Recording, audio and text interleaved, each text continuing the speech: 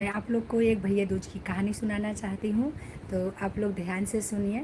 जैसा भी है हमें आप कमेंट करके बता सकते हैं कि हमने सही बोला कि नहीं। तो हम आपको भैया दूज की कहानी सुनाने जा रहे हैं, तो आप लोग ध्यानपूर्वक सुनिए।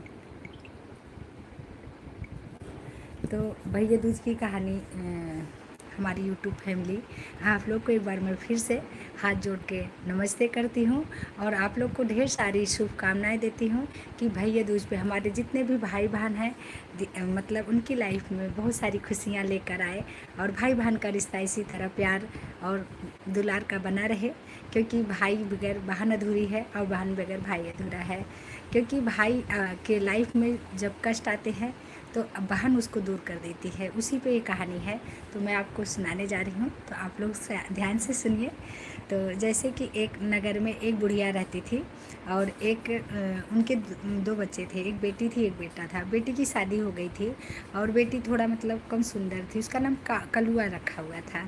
और जो भाई था वो अच्छा था। तो उस अपनी माँ से बोलता है कि हे माँ, मुझे आप कुछ खाने के लिए दे दीजिए, मैं लेके अपनी बहन के यहाँ भाई दूज पे जा रहा हूँ चंदन करवाने के लिए।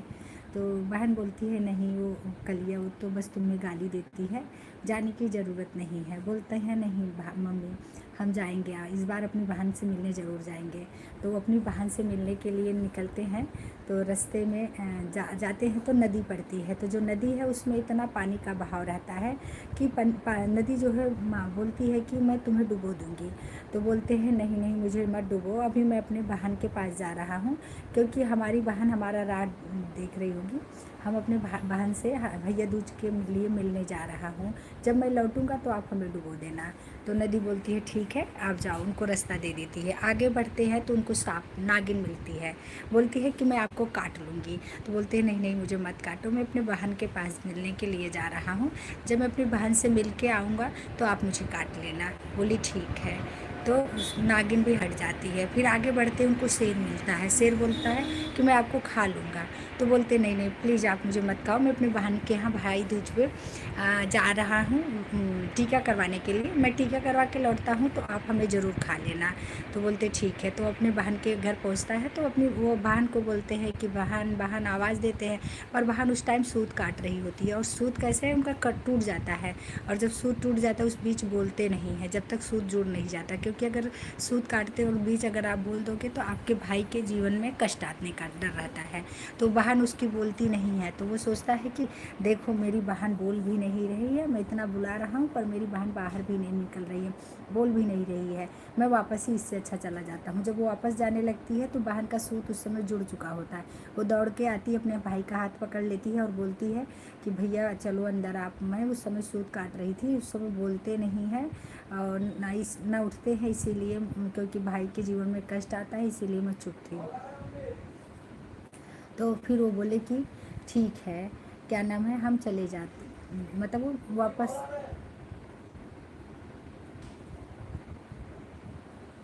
तो चले जाते हैं वापस, तो आते नहीं हैं। तो फिर वो बोल नहीं तो वो बोल रही मतलब वापस जाने के लिए। तो बोलते नहीं नहीं, मैं इसीलिए आपको नहीं वो कर रहा था। तो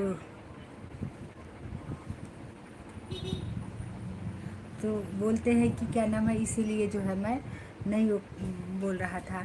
वो वापस जाने के लिए जब जा रहे थे तो उनकी बहन उनको रोक लेती है। तब वो जाती हैं तो हल्दी कुमकुम अपनी बहन को करते हैं और करने के बाद वो 2-4 दिन वही बहन के यहाँ रुकते हैं। उसके बाद बहन से बोलते हैं कि हे बहन, मैं अपने घर को जाऊँगा। बोलती है ठीक है, अच्छा आप चले जाइए। जब वो अपनी बहन के यहाँ जाने लगते हैं तो बहन ने उनको सोचा कि कुछ मैं लड्डू वगैरह बना के अपने बहन को दे देती हूँ, भाई को दे देती हूँ, अपने भतीजों के लिए। जब वो लड्डू बनाकर अपने भतीजों को देने लगती हैं तो वो जब लड्डू बना के दे रही थी तो उसके बाद थोड़ा 2-4 लड्डू अपने घर के लिए रख लिए। जब उनका बच्चा उठा, बोला मम्मी मुझे लड्डू चाहिए। जब वो लड्डू देख रही हैं तो लड्डू पूरा ग्रीन कलर का हो गया है। तो अपने बच्चों को खाने नहीं देती हैं और दौड़ के जाती हैं। एक नदी रहता है, नदी के हाँ, तब रोने लगती हैं तो उनको माता जी बोलती हैं कि उसमें तुमने हाँ, तो जाती हैं दौड़ के अपने भाई के पास। अपने भाई को देखती हैं, भाई उनका एक पेड़ के नीचे बैठा हुआ है, आराम कर रहा था। तो बोलती है कि लड्डू कहाँ है? तो बोले कि वो पेड़ में टंगा हुआ है। तो वो पेड़ का लड्डू उतारती हैं और उसको ज़मीन खोद कर उसी में गाड़ देती हैं। उसके बाद बोलती भैया मुझे प्यास लगी है। उनका भाई बोलता है कि प्यास लगी है तो यहाँ थोड़ा नदी है, मैं जाके वहाँ से पानी लेकर आता हूँ। जब वो जाते हैं वहाँ पानी लेने, तो वहाँ एक बुढ़िया थी, वो दाँत गाड़ रही थी। तो बोली कि आप यहाँ क्या कर रही हो? तो बोली मैं दाँत गाड़ रही हूँ क्योंकि एक बहन ने अपने भाई को लड्डू में जहर दे दिया है, सांप नागिन मारने का पाप लगा है, तो वो नागिन बन के उनको काट लेगा और वही मैं गाड़ रही हूँ। तो बोलते हैं कि ठीक है, वो तो मैं ही हूँ, लेकिन उसका उपाय क्या है? बोली उसका उपाय यही है कि तुम चाहो तो अपने भाई को बचा सकती हो, उनकी रक्षा कवच बन के। उनके ऊपर 7 ऐसे घात होने वाले हैं। तो बोलती हैं ठीक है, उसके लिए क्या करना होगा? बोली उनके साथ जाइए और वैसे वैसे उन्होंने उनको कुछ उपाय बताए। बोली ठीक है। फिर वो जाने लगी, उनको मतलब मांस का टुकड़ा ले ली और दूध ले ली और नदी के लिए चुनरी ले ली। फिर वो जा रही थी, रास्ते में उनको शेर मिला, उन्होंने मांस का टुकड़ा फेंक दिया, शेर ने मांस खाने लग गए, ये भाई बहन आगे निकल गए। फिर आगे गए तो उनको जो है नागिन मिली, नागिन के लिए उन्होंने दूध रख दिया, नागिन ने दूध पीने लग गई और वो आगे निकल गई। फिर आगे उससे आगे गई तो उनको नदी में तो खूब बहाव एकदम तेज़ी से हो रहा था, तो उन्होंने माता जी को चुनरी उड़ा दिया और माता जी मतलब रास्ता दे दिया और दोनों भाई बहन अपने घर गए। घर जाने के बाद बहन ने मतलब उसकी माँ बोली इस कलिया को क्यों लेकर चले आए, तो तुम्हें गाली वाली देती। बोलते नहीं माँ, ये मेरी बहन है। तब उसके बाद उनकी जैसे शादी पड़ती है तो क्या करती हैं, जब शादी पड़ती है तो वो अपने भाई को बहुत सारी गाली देने लगती हैं। जब वो गाली दे रही थी तब उनके जो भाई थे बोलते हैं नहीं ये मेरी बहन है, ये मेरे बारे में अच्छा सोचती है, मैं इनको अपनी बहन को नहीं जाने देंगे। तब उसके बाद क्या होता है, उनकी शादी पड़ती है तो गाली वाली दे रही थी। तब फिर उसके बाद जब उनका मतलब बारात लेकर जाने लगते हैं, निकलने लगते हैं, तो पहले बोलती है मैं इस रास्ते से मैं निकलूँगी और पीछे के रास्ते से भाई को लेके जाओ।